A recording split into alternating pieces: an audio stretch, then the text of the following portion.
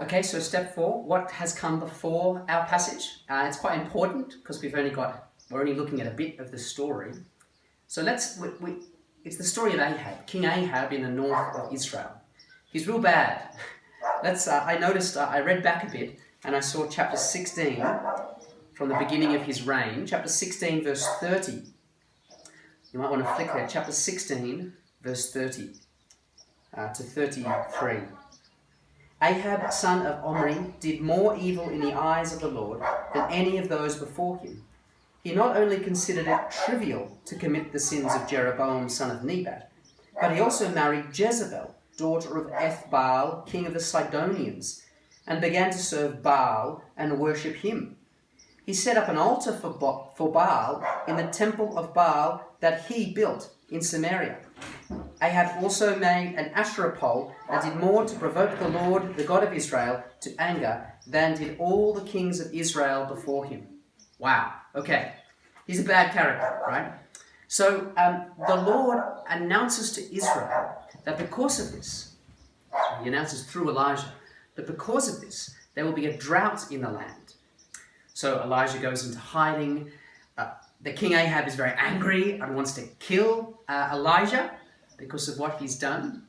And eventually, after 3 years, the Lord says, okay, Elijah, drought's over. It's going to rain. Go and announce it. And so Elijah goes towards the king.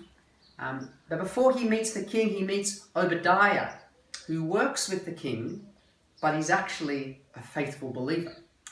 And Obadiah says, look, Elijah, I've actually rescued 100 prophets of the Lord of Yahweh, and I'm feeding them. Great. So then Ahab meets Elijah on Mount Carmel, this fantastic story, which we love so much.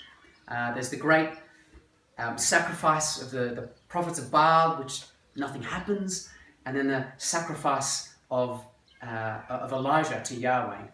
And he prays and just says, Lord, show the people that you are God.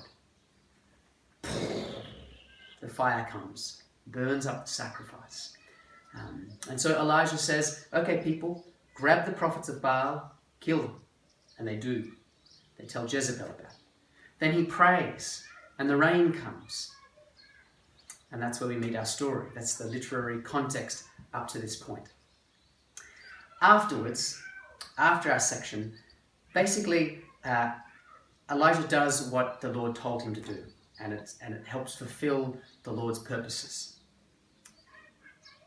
So that's the first question. The first question was about the literary context of what's around it. The other question we asked is about the purpose of the whole book, the books of 1st and 2nd Kings. Do we know what the purpose of them is? I just looked in the notes and saw the purpose there is a looking back and a looking forward. A looking back to explain why the exile happened, because Israel was unfaithful. And I guess we see an example of that in our reading here. But also looking forward, that because God is faithful and because of the Davidic covenant, the line of kings, there is hope. We can look forward, there's hope. And I don't want to jump ahead, but I wonder if we're going to see a bit of that too in our passage. Okay, good. Step 5. Let's press on and do step 5. We're going to make sort of a summary of the structure of the passage. Let's do that.